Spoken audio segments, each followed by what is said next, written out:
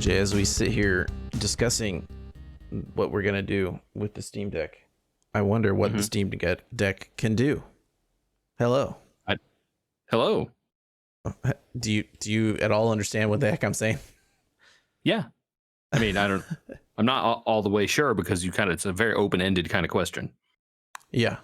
I didn't full screen my screen yet. So, now we'll full screen my screen and you can see what the heck I'm talking about. I think I'm recording my screen desktop this time. My screen desktop is showing a stream through my webcam of the Steam Deck screen. And my thought after we've spent all this time finding a way for you to see what I'm seeing and also for me to record it at the same time was, wait, Steam has built-in streaming on the PC. I wonder if they put it into the Steam Deck. Yeah, I don't know. That's a good question. I would just guess no. Yeah. But I think it would be a case where you could be running Steam on your PC and viewing it on your Steam Deck. Right, but not like streaming from the deck to the PC. I suspect that part doesn't work. Gotcha. Okay, Like I'm gonna do. You could have the deck act like a Steam machine or one of those little Right. Steam boxes, right? Okay. Well, I'm gonna do my best to hold the Steam Deck still, because this is the only way we could think of to get all things done with one camera instead of 3 cameras and a bunch of lights. And we're trying to do it during normal podcast time, of which we're running dangerously short now, thanks to technical. Folks. Hey, let us know how it looks. It doesn't look great. I know that, and you know that, and we're just doing our best. That's fine. But let us know if you like the content. We're interested to see if this is stuff people are interested in. Yeah, using a Steam Deck and trying to stream it to a friend who's not using it. You know what I mean? It's all interesting technical challenge. Michael is what is he doing? He's in Vegas. On assignment. I don't know. He escaped from this week's podcast. From the dungeon. So we decided, you know what? We talked last week about emulators, and the prevailing opinion at the end of it was, hey, Retroarch supposedly runs on a Steam Deck. So we thought, well, you know what? I haven't had any time. Let's see if we can actually get a game running on the Steam Deck. Like a real, honest to gosh, emulated game on the Steam Deck. So on my PC, I have my ROMs of my Game Boy carts. We'll see if we can get them working. How's that sound? All right, let's give it a try. Okay, so first things first, I think we go to this thing here and we search for, what are we doing, retro? Yeah, Retroarch should just show up there. I think the important thing to check will be to see yep, that's it right there. First hit. Okay. Does it list compatibility? I'm maybe not.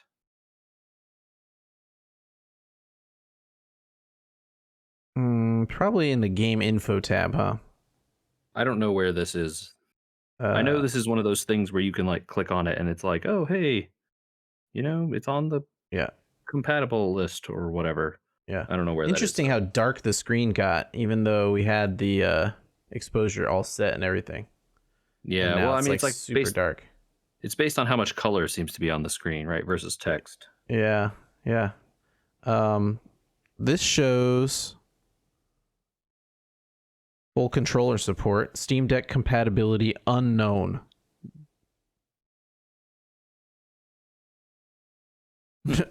Okay. They list as their things like remote play on phone, remote play on tablet, remote play on TV, remote play together. So I kind of feel like it's probably gonna work to some degree, and I feel like I have seen folks using Retroarch on their decks on the internet. So we click this install button is what we're gonna do, I think. Yeah, I think that's what you're gonna do. So we talked about this a little bit on the podcast, but Retroarch is a little interesting in that it's really just a front end for a whole bunch of different emulators, right? It's an emulator wrapper right? Maybe is the way to think of it. Sure. So This shouldn't take too really, long. I have decent internet, so. yeah, but like so really the answer is like yeah, you get all these you get RetroArch Right. done, but really then what matters is you'll unlock the list of like they Steam treats them as like content or DLCs for the game. So I read about this a little bit actually, and it was so that they could stop trying to multi-develop the game of RetroArch. RetroArch is now in its form on Steam not the same as PC. It just doesn't work the same anymore.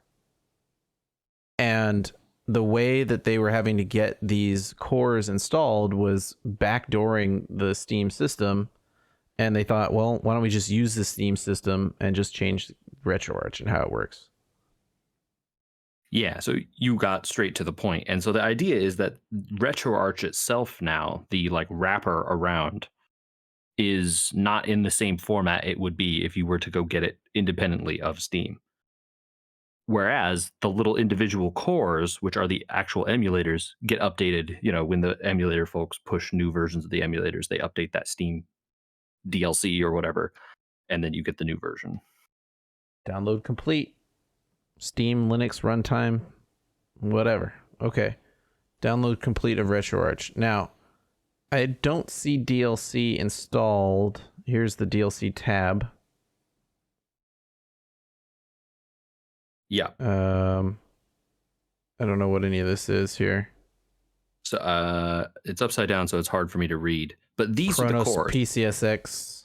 So, these are all different emulators, right? And so you have to pick to emulate the thing you want to do. So what games are we going to attempt to get running here? I think we're trying to do whatever ROMs I have for the GBA, since that would be completely illegal, or not the GBA, sorry, the Game Boy Color, because those are legal ROMs from the ones that I have in my drawer here that I have made with the what is it, the Game Boy reader thing from Epilogue. Okay. Yeah, so these are ROMs of games that you own and created yourself. Yep. So I don't know the names of all of them. I'm guessing Same Boy is a Game Boy emulator. So MGBA is probably also one. But it might be Game Boy Advance only. Let's see if it has descriptions in here. Yeah, if you click on them, they all should, of course. Wow, it just keeps going. Oh, here we go. Fast, accurate for one of the most popular, well-loved handheld consoles, completely compatible with 8-bit and 16-bit. I don't know if they'll actually legally be allowed to say the name. Yeah, almost certainly they will not. I think this would work because I believe this is what runs in the background of the Epilogue one that I have. So I'm going to download this.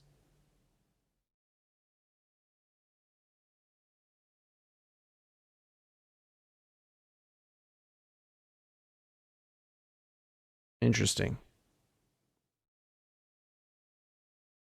Yeah. So like this is, where are we? I mean, what? We're in RetroArch now. Yes, this is RetroArch. Welcome. Oh, okay. I was confused. It looked like a setting menu. Yeah, because that's all RetroArch is. There isn't anything else. Interesting. Like, okay, well, this completely took me aback. It looks like a Steam menu. Yeah, so like their thing is it just looks like a emulator for, like, it's just a menu of emulators effectively, right? Oh, okay. So you have to all of these things, if you were paying attention to the page, they call them cores. Okay. Right? So you're going to want to load a core, and then we have to configure the various cores within themselves. We're also going to have to figure out how to do the ROM part as well. Yes. Huh. Okay. Again, this is all stuff where like they're not going to help you with that. As I said, there's a lot of digging through menus. We talked about that on the previous podcast. Here are the menus. Here we go. So let's see if it actually installed the core. No entries to display. Maybe try loading it first. Load a core. Interesting.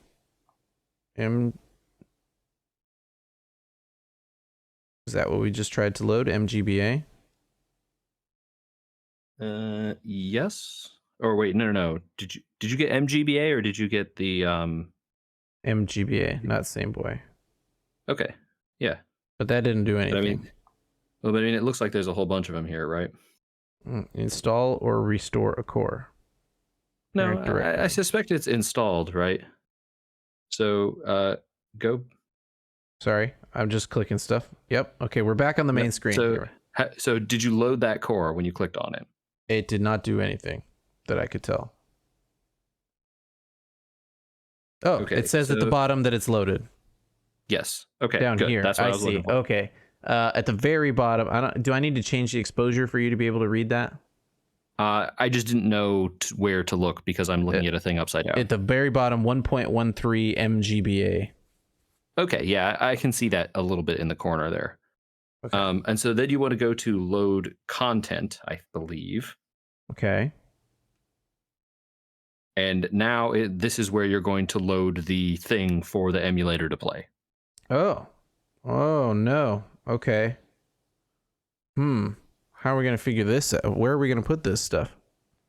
How do we get that here? That's the question.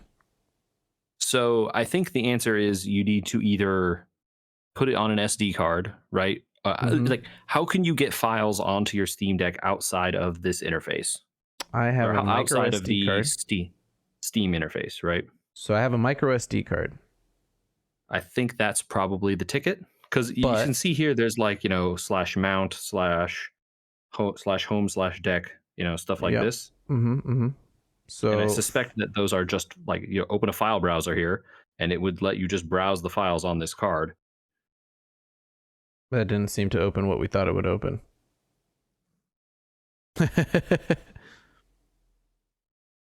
That opens settings. Are you sure you hit file browser there? Yeah, here we go. Oh, nope, that's not file browser. This is file browser. I think it's a settings menu for file browser. Okay, got you. You hit one before. Slash? Was it slash? Yeah, slash is the top directory of the OS. Yeah, I wonder if it's reading the OS or the I wonder if this is, I wonder where the I mean, this SD is Linux card is. So the SD card is going to be in, depending on how it works, probably /MNT for mount. Okay. No items. We could drill down. We could drill down from slash to find it if we want. Okay. /mount. No items. So we're in slash now, and you're teaching me Linux as we go here because I am not. Yeah, I'm looking for it. So these look like, this is like your Linux home directory there. It should be the card should show up in mount. Well, we know the card's working because Retroarch is running, and I installed Retroarch on the SD card. Where did it install it? Good question. I have no idea. Okay. We can look maybe in the Steam settings. You think? Or hold on, go back into that browser menu where we were. There were some directories listed out at the top there. Start home download playlist.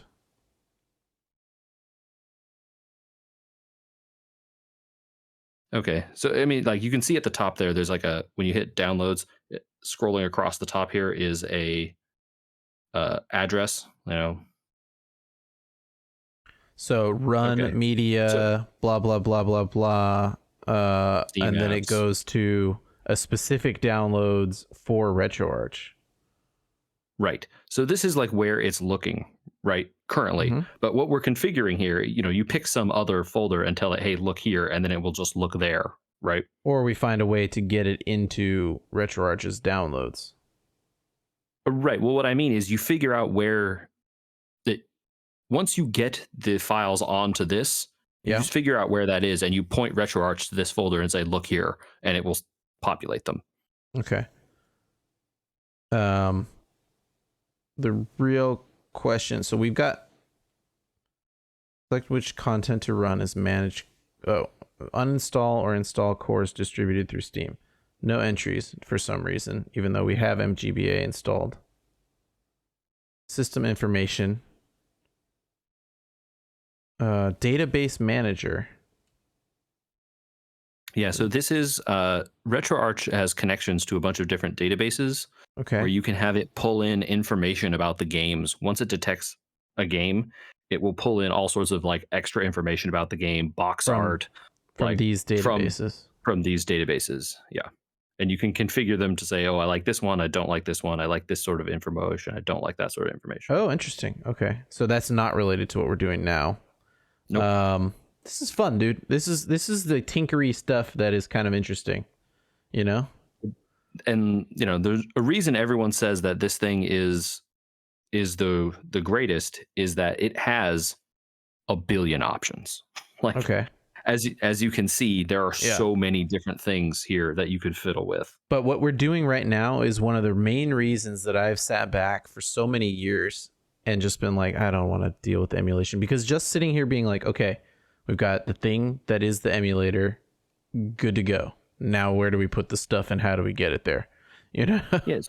Yeah. So, like looking on the side here, right? You're in the settings menu, or is this the main menu? This is the main menu. I can go down to settings here. So here you can do stuff like configure the various, like your input devices and all this stuff. It should work, I would think, out of the box with Steam. Configure your controller, configure your save folders, configure all sorts of things of that nature if you feel you need them. Frame rate changes, you want to do additional. Oh, this is that same file browser menu. Mm-hmm.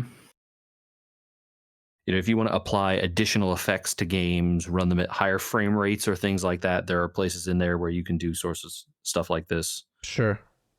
Achievements. You can you can have it load up retro achievements. How do you do that? Turn this on. Whoa. Yeah, so they're not going to pop as real Steam achievements because Steam doesn't have the game. It sends my data out to another website. To a website. Right, there's a website called Retro Achievements, or probably a bunch of websites like that. You can input your credentials here, and it will upload them to that website. And people have created web achievements for these old games, and they'll pop up in game like a little achievement icon in the corner saying, "Oh, you did whatever." Oh, well, we'll turn that back off for now, since I don't have one of those accounts. It's a super cool thing. I finally did get it working one time with a game I played, but it's cool. But yeah, it's one of those things where and then you have to pick which achievement list, and so then you're like, oh, did this person set up a bunch of insane achievements? No, I just want the one that says you played the story. Oh, here we go. Yeah. So there's these built-in directories where it looks for stuff all the time, right? So it's system BIOS you probably don't want to touch. And so, it says dynamic backgrounds. You can change the look of this menu. You can change where everything is installed, right? That's what it's giving you access to here. You can change all sorts of things about how the wrapper looks, as well as how the actual emulator looks when it starts playing, as well as then, the different files and things related to the game itself. It really, really gives you, you want to enable cheats down there at the bottom. You can give it a file that lists all the kinds of cheats and it can apply them automatically. This is insane. You want to turn on scan lines. You can do that through video filters. You want to change the audio so it sounds crazy. You can do that. This is insane. It just keeps going. Yeah. We told you, This is nuts. Like when I was saying, it's a rabbit hole, and it is. This is why you don't start. But see, here's the thing. You don't need to touch any of this, right? I need to figure out how to get files into an area for this to read. You have to get the files from your PC to the Steam Deck. That doesn't involve... RetroArch won't be able to do that for you. Okay, I understand that. So I think that means we have to turn off the Steam Deck for a minute while I pop the SD card out, get the SD card into the computer, and move my GB files over. Yeah, probably. Just copy the whole folder or something. Yep, that shouldn't take more than a second. So we'll just turn this off for now. Because I don't think I should pop the SD card with it. With it on is probably a poor idea. Yeah. Yeah. There's really no Recommend against eject system with this whole thing. Bye-bye, Steam Deck. Good night. Oh. Are we turning back on? What are we doing? I think there we go. it's just getting sleepy, man. It's just thinking about it, you know. So we'll pop this micro out. It's just, they don't even have a door or anything for it. It's just one of those spring-loaded mechanisms in the Like bottom. a switch cart. Yep. Although, does the Switch? No, the Switch does have a little door on top. It has a door for the micro, and then it has a rubber gasket on top of the switch cart pop-out situation. Okay, I have to stand up, so here comes a bunch of noise, you know.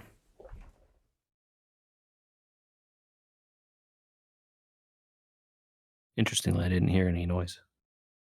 Oh, you're noise gated because of the Discord. Oh, it's mostly for Discord, the people yeah. listening. Oh, we don't want that screen on there. Move that to the other screen. People can't see all my fancy stuff. Okay, on this PC am not showing the card as readable because it's Linux formatted. Yeah, probably. So that's an interesting dilemma. Hold on one sec. It uses ext4 with case folding.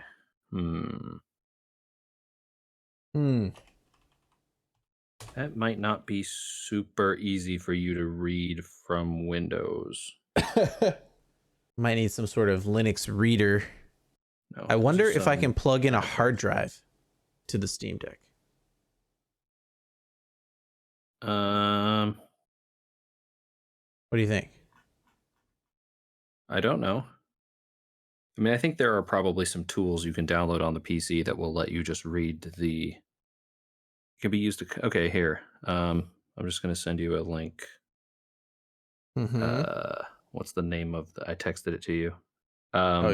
Text or message? Text. Chat text. message. Sorry, I texted it because I'm not looking at it on my phone. I'm looking at it on my phone, but my PC is in front of me. I got this off of the place all programmers go to solve their problems. Shoot, why did I just totally forget the name? I wonder if a flash drive would get it on there. Is there a USB port on the Steam Deck? There sure is. Then probably, yeah. Yeah, that would probably work. Well, let me try that. Gotta find my converter though. Man, so much noise now. You may have to enter desktop mode. Oh, is that hard to do on the? I've never done that. Here, someone's asking a question about using an external hard drive. Man, it makes me so nervous that those things just spring load in there, you know? Sometimes it just doesn't feel right when they're on the connection. Okay, I have one of those little converters because it's only a micro situation. And I don't know where I put it. Things you wouldn't think you would need, right? Would the deck read a Windows formatted hard drive? Or a FAT formatted hard drive? People are saying you can, yeah. Okay. 2 seconds then. I gotta go get a drive. I mean, it looks like you can, because it's just... Oh, you left. Well, if folks are listening to this, because it is just Linux, if you're a little more comfortable with Linux stuff, you can do stuff like set up a Samba share with a network attached drive, and it could just read it like a folder after that. I'm looking at some tutorials here for like how to mount this stuff. I'm going to guess that's going to be beyond the amount of work Andrew and I want to do here tonight for sure. Okay. I was just talking to the folks, Andrew. Yeah.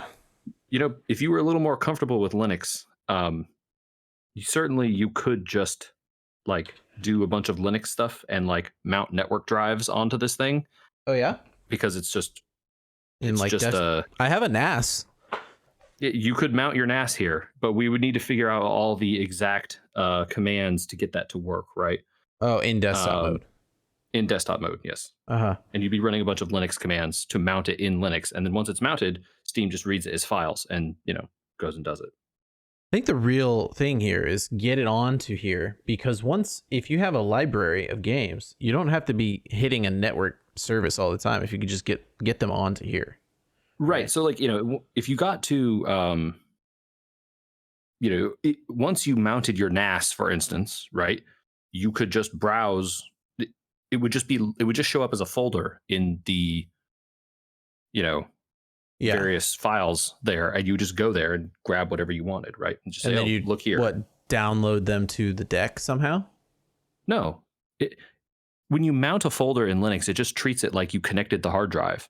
And whether I it's understand. over I understand that, whatever, but like, let's say I take my deck and I'm it. not at home. Well, yeah, the mount wouldn't work, right? Right.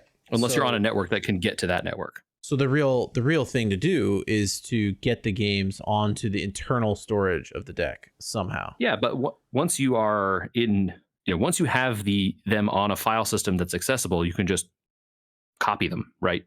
Use CP folder or CP-R, right, for recursive, and grab this folder, put it somewhere locally on the deck's hard drive. Right. Okay. Yes. Linux or Mac. CP being the copy command, but you could use SSH. Like actually, if we were in desktop, you could do like SSH into your other computer or SSH to your NAS, grab the files, copy them over that way. We can do that too if you want to walk me through it. Either way, I don't know that we're gonna have that amount of time. I think the USB drive is the level where we have a chance at here. Yeah, I'm ready to eject this drive and do it. And eject Rogstrix Arion. Yes, thank you.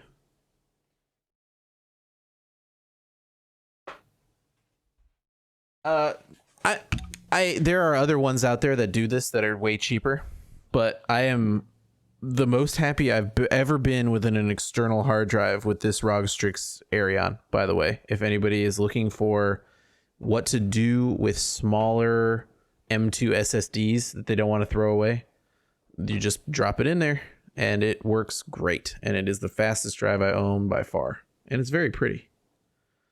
Okay. I got this thing here. Plug the drive in and then we go to desktop mode after. What do you think? Yeah. Let's see what it does, Or maybe we can just get it to copy through Retroarch. I don't know. Okay. Yeah. In fact, actually, like I'm looking at some websites here. There's in fact a entire app called EMU Deck that's built to do all of this for you from desktop mode. Yeah, I've heard that EMU Deck is basically a series of scripts in desktop mode that allows you to do this. Yes, it looks like that's what it does. And then it reads your SD card and copies stuff in and like configures it all for you. Yep. So maybe we should have done that. I don't know. I hadn't heard too much about it. So we want to try this RetroArch first to see if it can read it. We're already here. Let's see what it does. Okay. Folks can learn along with us. Yeah. It would be no fun if I looked up exactly how to do all this beforehand. Virtual gamepad configured in port 1. So that's a good sign. I mean, that seems important. You probably want that. I think port 1 is the drive, so maybe not. Do we want to see if it's in mount? Nope, it's not there. Thoughts? I'm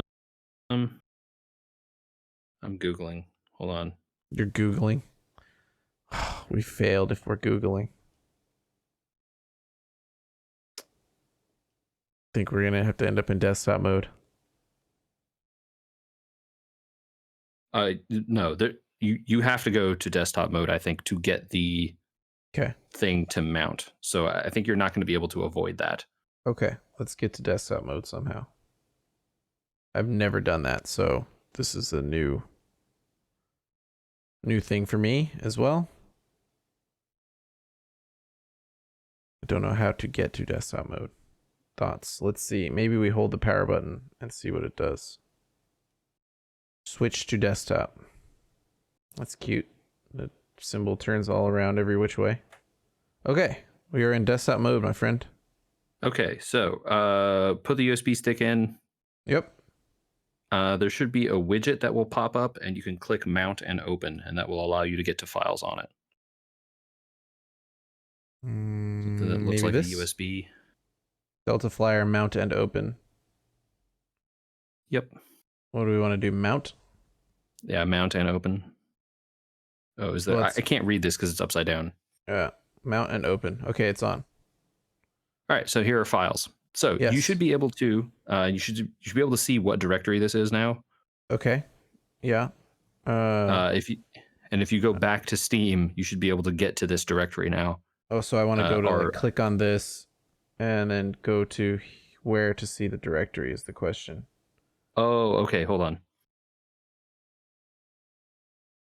So it's across the top. Yeah, but it just starts with the name of the drive. Yeah.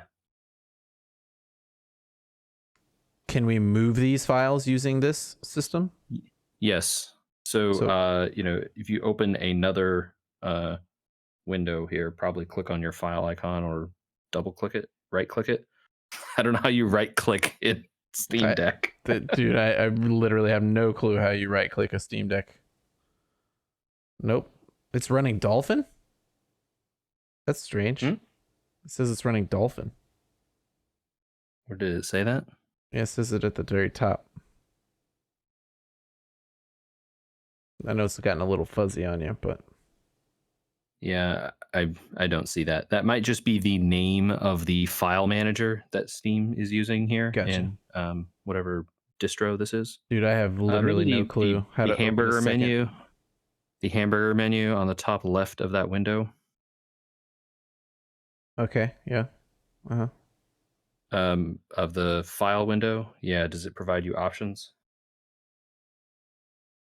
New window. No tab. Okay, now I have two tabs open for some reason. I think you can probably navigate one of the tabs. All right, I got one. Go. Navigate one of them to somewhere else. You should be able to just click on Delta Flyer and like keep going back that way. Just go home. Oh yeah, sure. Okay. So we just have to figure out where Delta Flyer is mounted. It should be in. Oh, this is the home directory. You actually want to go up from home directory to slash.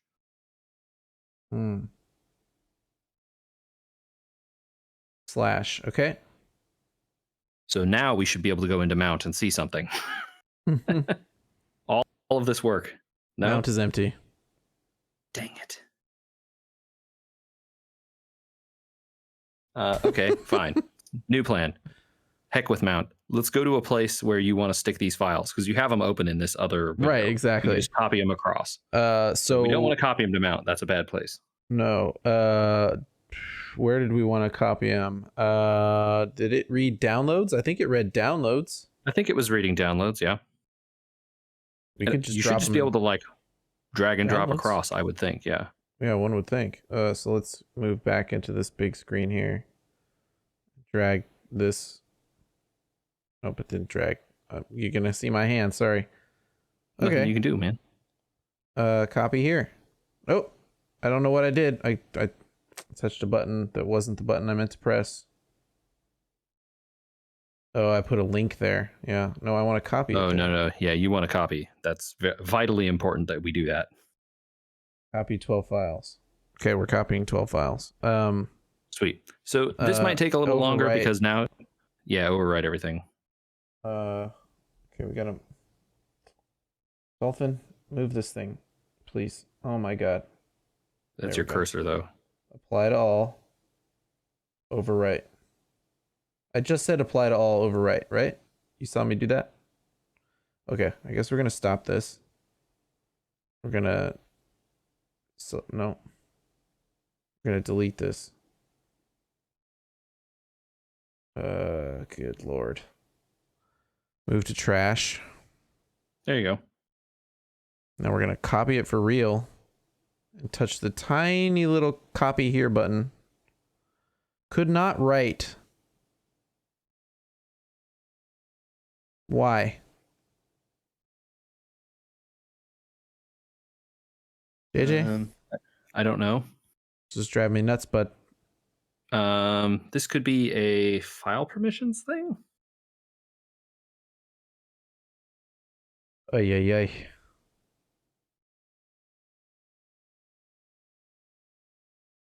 It let me copy a link there, but it won't let me copy the files there?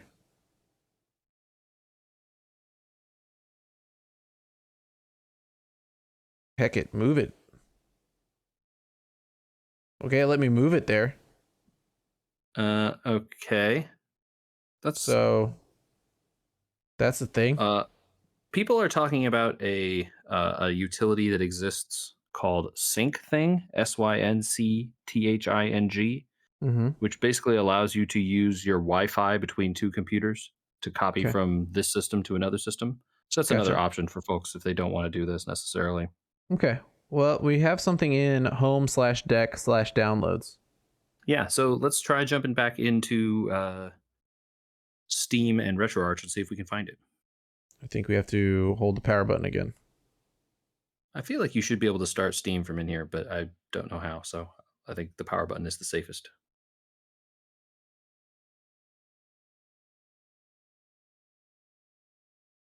Oh boy. Okay. We'll see if that's even close to where the camera wants it once we try to restart this thing here. Oh man, JJ, if we figure this out right on time. Oh, that didn't work. Just hit that Steam logo down on the bottom. Yeah.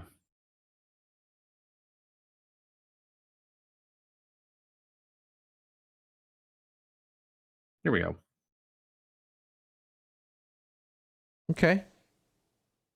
So let's see if it lets you read. You might have to refresh.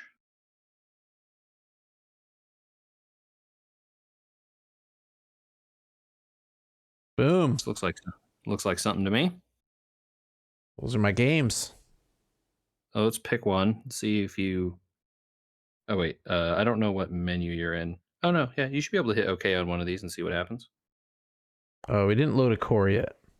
But it's going to ask you. Oh, see. Oh, it's asking me to use a core. It knows. Yeah.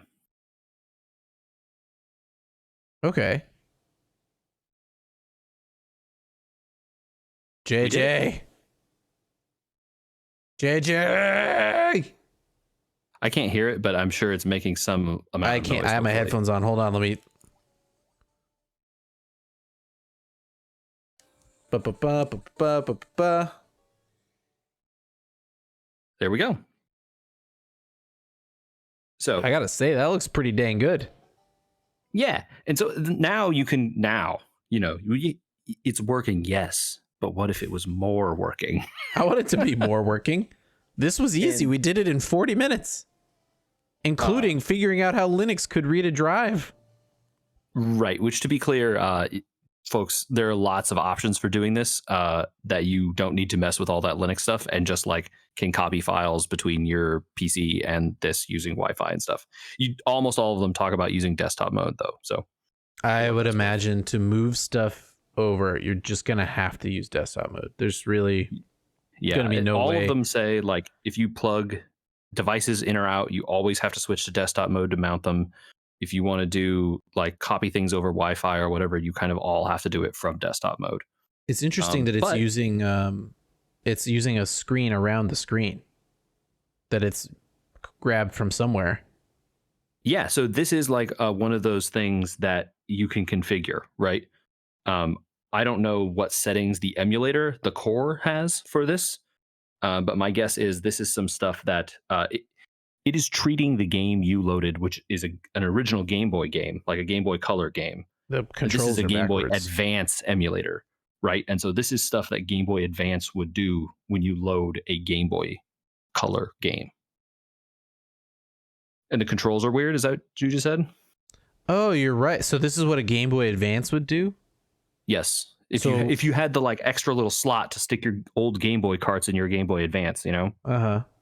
Well, you just stick them in. They just work. They're same size. No, Game Boy Advance carts are big and long, right? And Game Boy carts are taller. They're the same. But there were adapters.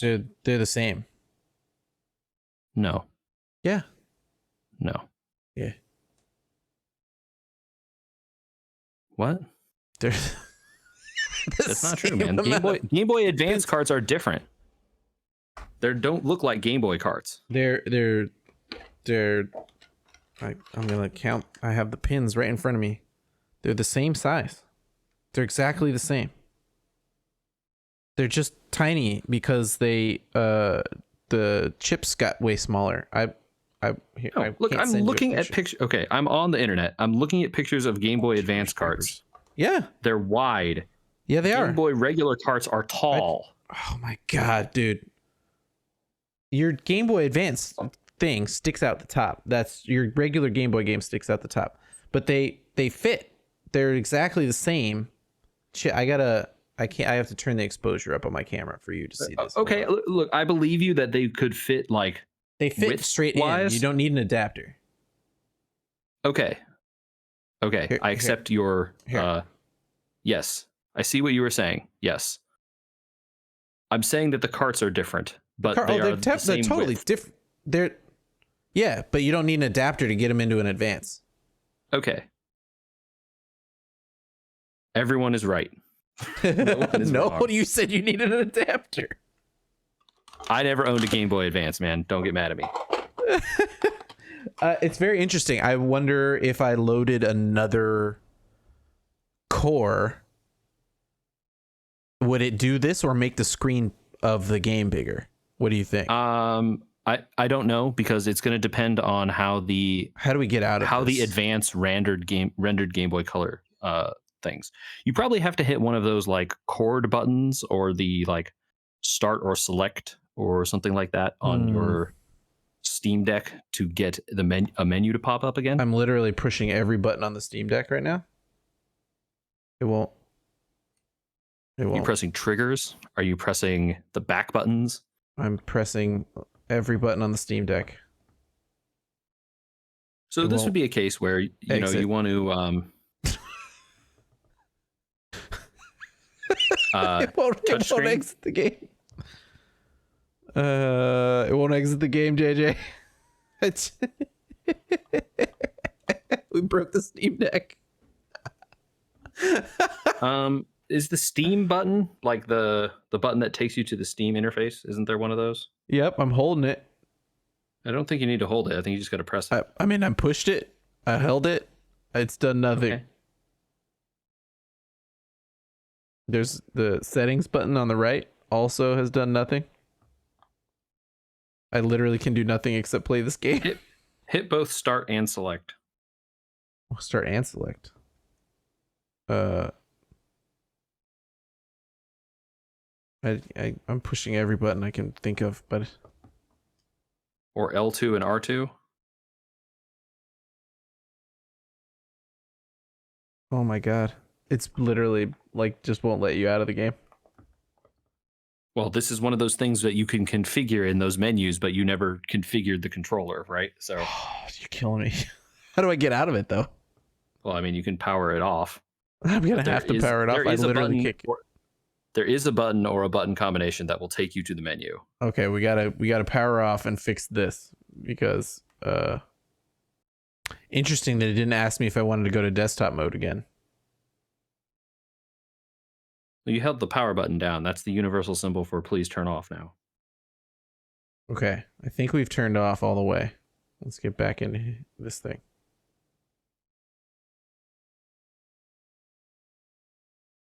Well, that's very interesting. So, this is one of those things where once you have it open again, you can come and edit in the what do you call it? The settings for the joypad that you have connected and set up keys for like button combinations and stuff. Mm-hmm. One of them settings will be like exit game, exit Retroarch, bring up menu. There will be a lot of options like this that you can set up. I wonder if it's booting into the desktop. Whoa. What? Verifying installation. Man. That was weird. Everything's fine. Chill. Yeah. Strange. You install stuff and it has to think about it when it turns on. Going back into Retroarch. We're going to try and fix that problem.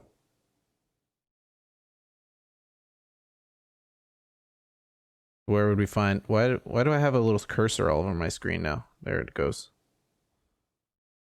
Uh, Settings. yep. Okay. And you want to Input. configure input. Yep. Maximum users. Okay, great. Probably remap controls or input.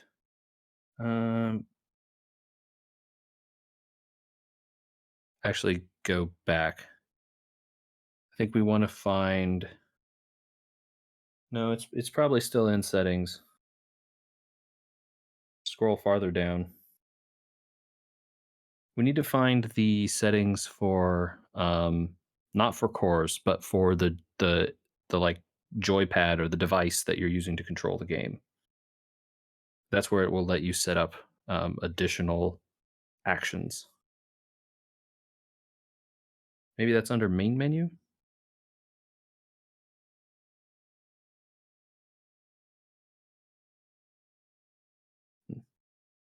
No, okay. I didn't see it. We can finish looking through here. Should be higher up than this because usually like configuring the buttons on the controller is one of like the first things you have to do. Menu controls, hotkeys, Okay. port one Yeah, controls. well, hotkeys and menu controls seem like things you want, so that might be worth setting up.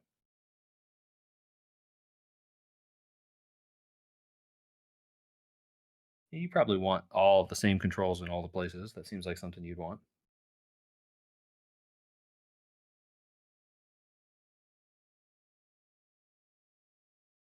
Oh, okay. Hold on. Go back. Go to configure core.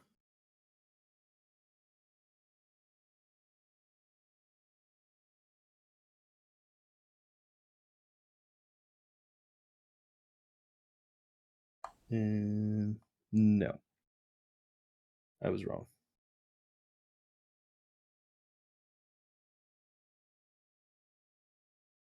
What about hotkeys? Do we check that one? No, we haven't tried that one. Quick controller combo, hotkey enable. Hold on. Whoa. Menu toggle controller combo. That seems like what you want. Menu toggle controller combo. So you can press this combo and it should bring up the menu, I think is what this says. So you'll want to pick a combo here that won't show up in your game. I don't know what start and select are, but is that going to say it's going to be a different for every game? Well, I think if you turn on unified controls, in theory, it wouldn't be, but.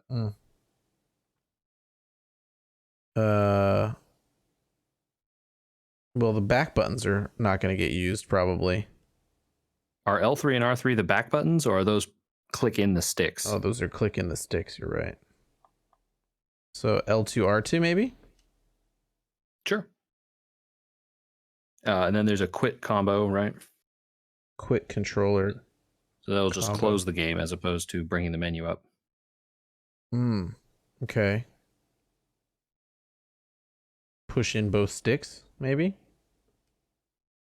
Let's try that. So, I mean, I think as you can see here, you know, there's infinite options. You can turn on slow-mo. You can turn on save state, load state. You know, those are good ones to have, like, you know. F2, huh? Or close content, which will just close the core, right? As opposed to closing all of Retroarch. Similarly, if you back out of one of these menus, at some point there should be a way for you to configure what the buttons on the controller mean with regards to the system you're playing. Oh, this is for quitting Retroarch. We don't want that. We just want to quit the core. No. Choose. Oh, you got to do it on the keyboard. Oh, I wonder how you bring up the keyboard while you're in a game. Don't know the answer to that. This is so tinkery, dude. Yes. And so somewhere in here, and we haven't seen it yet, and I know it's there because I fiddled with it a bunch. You eventually can bring up the like, hey, this game flips, like, you know, I'm thinking of like it flips the A and B buttons, and I wish they were the other way, and you can tinker with that. Or you're like, oh, this uses select to do this. I wish it was on start, and you could remap all those sorts of buttons. You know, yeah, like, I would love to know what it was thinking the buttons in Pokemon were right there, right? So if like we went back to Pokemon And so, like, Blue. the emulator will now allow, will think that, like, oh, this button is A versus this one being Right. B. So let's see if our work here has. We now have a menu. Yeah, and so from here you can access a whole bunch of stuff, Save saving and states, loading, setting your state save slots, slots, stuff like that. resume, Yeah, restart.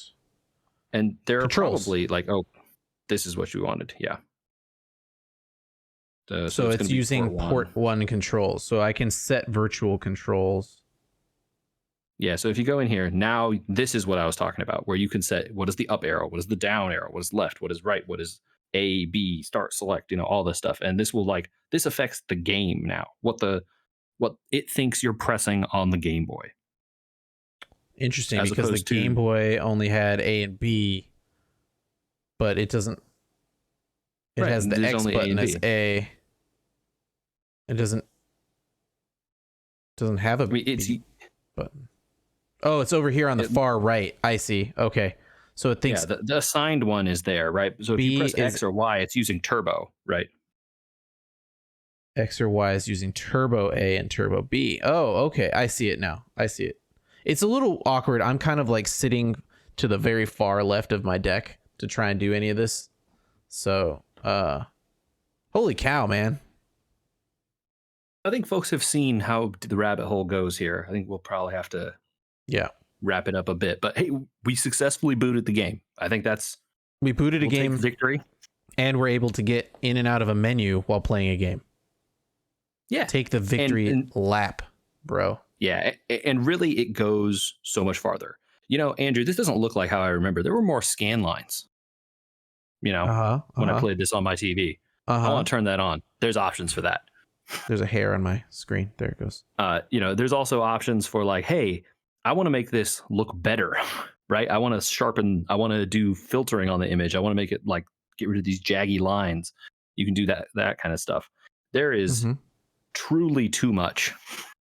But that's, one of the cool things you get with this thing.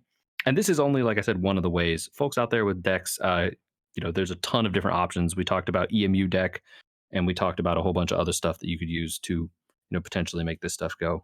Well, here's a GBA game. Let's see. There you go. Full screen. That looks like poo-poo dung.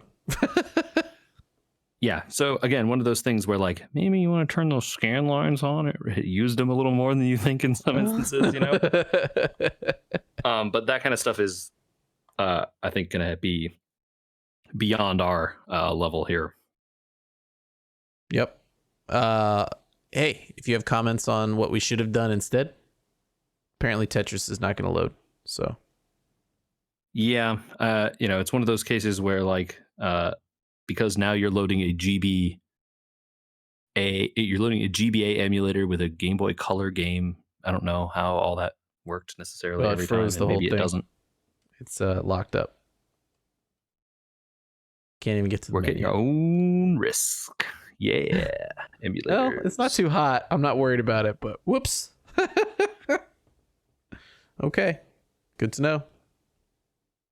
Yeah, so folks, you want to talk to us about emulators and how what cool things Andrew can install on his deck next, you send those to podcast@wewergamers.com. We'll happily be interested in that stuff. And let us know about what cool settings you have so Andrew can apply them and make his games look sweet. Yeah, or, I can just quit Retroarch. It's only frozen Retroarch. That's good. Yeah, I was going to say Retroarch is probably locked up there. Yep, that's cool. I can just quit Retroarch. That's good. Yeah, see, so we're okay. Yeah.